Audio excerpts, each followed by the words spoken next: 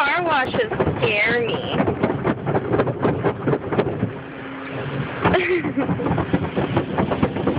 Like, they really scare me. Especially if I'm by myself.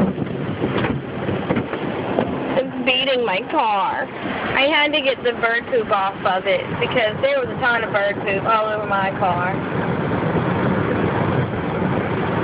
So hopefully it'll be a little bit more clean. Hopefully. That's what I'm doing before work today. Is getting my car washed.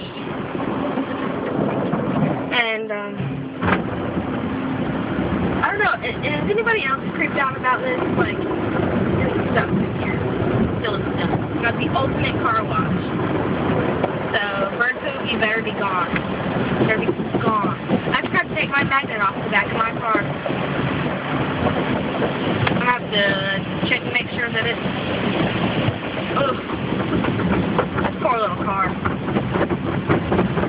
So I'm going to have to make sure that my magnet is still in my car when I get up. There's somebody behind me. Dang it, that means I can't get it disinfected. I don't see how this does not ruin your car. It probably does at some point. But this is like only the third time I've ever come through this kind of car wash with this car.